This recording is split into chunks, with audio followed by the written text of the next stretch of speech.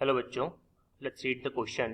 The question says a compound X is a weak acid and it exhibits color change at pH close to the equivalence point during neutralization of NaOH with acetic acid. Compound X exists in ionized form in basic medium. The compound X is option A methyl orange, option B methyl red, option C phenolphthalein, option D eriochrome black T.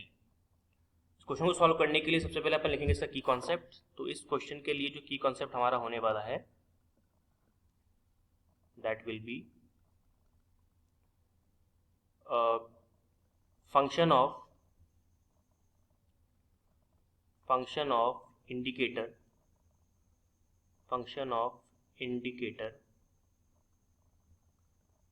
Indicator during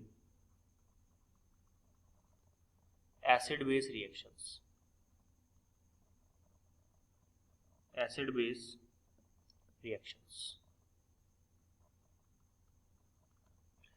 अब यहाँ पे अगर हम ध्यान से देखेंगे तो statement पढ़ते पढ़ते हमको मालूम पड़ेगा कि इसका आंसर क्या होना चाहिए इस क्वेश्चन का और कौन सा ऑप्शन से मैच करेगा. देखिए क्वेश्चन बोल रहा है कंपाउंड एक्स है जो वीक एसिड है, ये वीक एसिड है और ये एग्जिबिट करता है colour change at pH close to the equivalence point during the neutralization of NaOH and CH3COOH. ठीक है, तो यहाँ पे एक रिएक्शन का यहाँ पे एग्जांपल दिया हुआ है.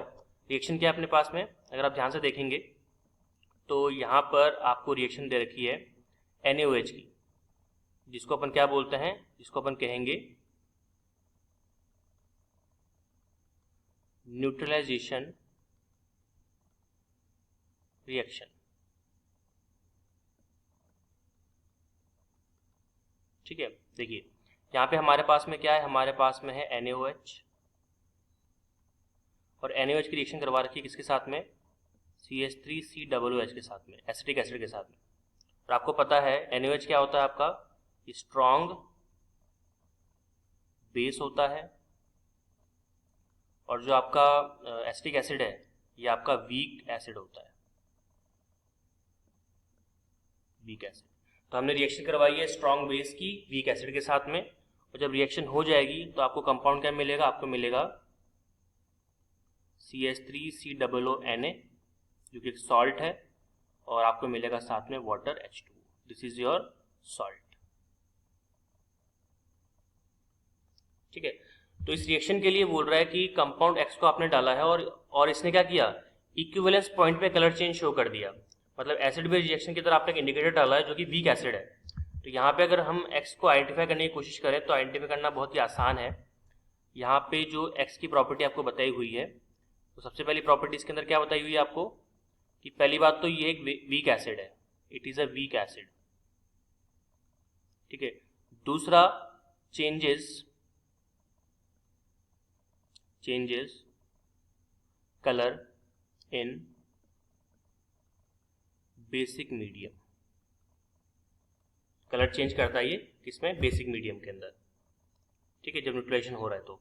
अब मैंने बेसिक मीडियम क्यों बोला, क्योंकि देखो compound X exist in ionised form in basic medium. जब वो आयोनाइज्ड फॉर्म में होगा तभी जाके वो अपना कलर चेंज करेगा, क्योंकि आयोनाइज्ड फॉर्म होने का मतलब है कि अपने में से वो क्या कर रहा है, वो अपने में से आयंस निकाल रहा है. एक जो पूरा इंटैक्ट कंपाउंड है वो दो आयंस में टूट रहा है, नेगेटिव में और पॉजिटिव में, ऑब्वियस सी बात है. ठीक है, और वो कहाँ टूट रहा है, केवल बेसिक मीडियम में. इट मीन्स अगर जब भी वो अपने आयंस बनाएगा तो बेसिक मीडियम में बनाएगा और तभी क्या करेगा, वो कलर चेंज शो करेगा. तो जितनी भी प्रॉपर्टीज हम पढ़ रहे हैं वो प्रॉपर्टीज किससे मैच कर रही है, फिनॉल्फ्थलीन से मैच कर रही है. इसलिए यहाँ पे सही आंसर आपका क्या हो जाएगा, सी फिनॉल्फ्थलीन. अब मैं क्यों कॉन्फिडेंट हूँ सी, मैं सी क्यों बोल रहा हूँ, मैं बाकी ऑप्शन क्यों नहीं बोल रहा हूँ, मैं आपको चीज प्रूव करता हूँ. मैं आपको करके बताता हूँ कि कंपाउंड X जो है वो आयोनाइज्ड फॉर्म में अगर आता है तो कलर चेंज क्यों होता है. देखिए तो यहाँ पे हमारा जो आंसर आया वो फिनॉल्फ्थलीन आया है, तो मैं इसको लिख देता हूँ एक बार. That is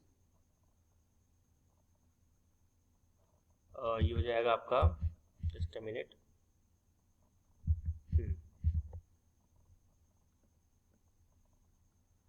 फिनॉल्फ्थलीन. सबसे पहले हमको स्ट्रक्चर बताता हूँ फिनॉल्फ्थलीन का, जिससे कि आपको चीज़ों को समझने में आसानी रहेगी. फिनॉल्फ्थलीन का स्ट्रक्चर जो होता है कुछ इस तरह का होता है कि यहाँ पे मैं बनाता हूँ एक बेंजीन की रिंग कुछ इस तरह से, ये कार्बन से जुड़ा हुआ है. यहाँ पर एक और बेंजीन की रिंग है इस तरह से, ठीक है। और इधर एक और बेंजीन की रिंग है इस तरह से। यहाँ पे OH लगा दीजिए आप, एक OH यहाँ पे लगा दीजिए आप, ठीक है। उसके बाद में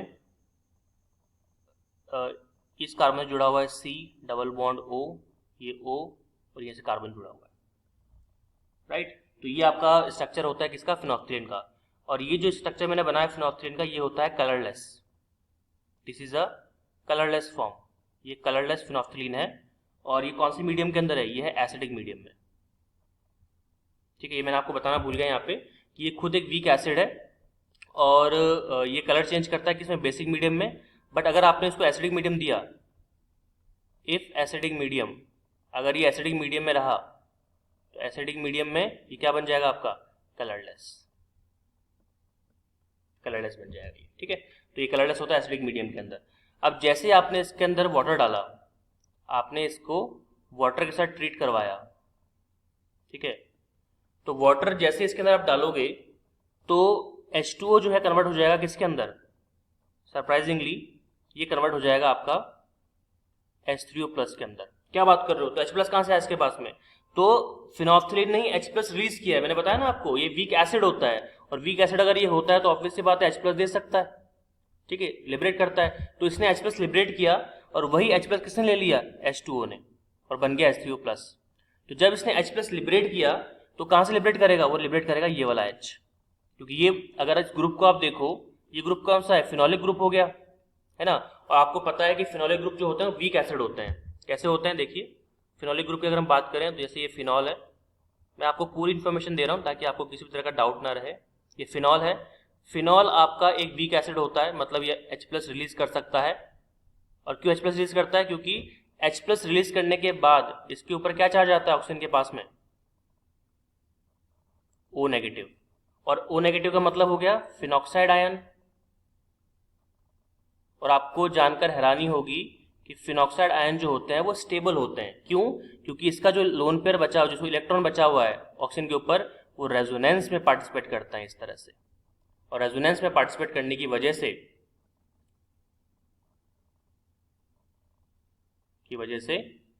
नेगेटिव डबल बॉन्ड O, ठीक है, फिर इस तरह से घूमता रहता है पूरा। मतलब रेजोनेंस की वजह से क्या होता है, जो आपका नेगेटिव चार्ज है ऑक्सीजन पे वो स्टेबल होता है। तो स्टेबल होने की वजह से H प्लस निकालने को तैयार रहता है। इसलिए फिनॉल क्या होते हैं आपके, they are weak acids, weak acids, okay. तो चूंकि यहाँ पे फिनोलिक ग्रुप है तो आराम से H प्लस दे सकता है। वो H प्लस किसने ले लिया, H2O ने, और बन गया H3O प्लस। और जब H प्लस रिलीज कर दिया फिनोक्सिलेन ने, तो उसके ऊपर जो नेगेटिव चार्ज आया, वो नेगेटिव चार्ज अपने आप को कैसे रीअरेंज करके, देखो ऑब्वियस बात है रेजोनेंस करेगा इसकी तरह पे, बिल्कुल, है ना। और करने के बाद में जो आपको फिनोक्सिलेन दिखेगा, जो कलर चेंज आपको शो करेगा, वो भी कौन सा कलर, पिंक कलर। जब वो कलर चेंज करता है तो कौन सा कलर शो करता है, देखिए वो पिंक कलर शो करता है। धीरे धीरे अपन सारे पत्ते खोल रहे हैं, ठीक है, पिंक कलर। इसको मैं ढंग से लिख देता हूं, कलर इज पिंक। अब देखिए कैसे करेगा, तो इसको बेंजीन रिंग को ऐसे रहने दीजिए, यहाँ पे इसमें चेंज मत कीजिए।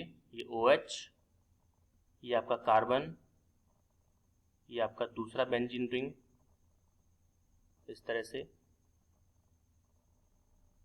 C डबल बॉन्ड O, ठीक है, यहाँ पर O माइनस। अभी O माइनस कैसे आया, क्योंकि यहाँ पे इस ऑक्सीजन ने अपना इलेक्ट्रॉन ले लिया इस तरह से, ऐसे, ठीक है। इसको अभी रब कर देते हैं अपन। और ये जो आपका जिसने फिनोलिक ग्रुप था, जिसने इलेक्ट्रॉन दिया है, वो बनाएगा डबल बॉन्ड। और डबल बॉन्ड क्यों बनाएगा, क्योंकि ऑक्सीजन के ऊपर जब नेगेटिव चार्ज आया तो उसने रेजोनेंस के माध्यम से क्या बना लिया, डबल बॉन्ड। तो यहाँ डबल बॉन्ड भी आ गया, यहाँ भी डबल बॉन्ड आ गया, ठीक है। तो इस तरह से हमारा स्ट्रक्चर क्या हो गया, कंप्लीटली स्टेबल हो गया। और यहाँ पे आप देखो नेगेटिव चार्ज आया कि नहीं आया, इस नेगेटिव चार्ज आने की वजह से ये क्या, कौन सा कलर शो करता है, ये कलर शो करता है आपका, इसको कहते हैं अपन आयनाइज फॉर्म। और आयनाइज फॉर्म के अंदर ये कौन सा कलर शो करता है, पिंक। वो भी कहाँ पर, बेसिक मीडियम में, बेस के अंदर। तो ये पूरी प्रॉपर्टीज है फिनोक्सिलेन की। और आपने देखा कि हमने किस तरह से इजीली आइडेंटिफाई कर लिया कुछ ही स्टेटमेंट से, क्योंकि जो भी स्टेटमेंट की हमने यहाँ पे बात करी थी वो सारे स्टेटमेंट किससे मैच कर रहे हैं, वो आपके मैच कर रहे हैं फिनोक्सिलिन के साथ में। ठीक है, तो यहाँ पे इसको अपन थोड़ा सा इसको आगे लेके चलते हैं, जस्ट अ मिनट। जी हाँ, तो यहाँ पे वीक एसिड कीवर्ड था, तो वीक एसिड को हमने पहचाना। ठीक है, कलर चेंज कर रहा है वो भी बेसिक मीडियम में, इसको हमने पहचाना। ठीक है, आयोनाइज फॉर्म में आता है, इसको हमने पहचाना। ये सारी प्रॉपर्टीज केवल किसके अंदर दिख रही है मुझे, ये हमको दिख रही है फिनोक्सिलिन के अंदर। ओके, तो दैट्स वाई आपका जो फाइनल आंसर हो जाएगा that will be option C, phenolphthalein. Hope you understood it well, all the very best.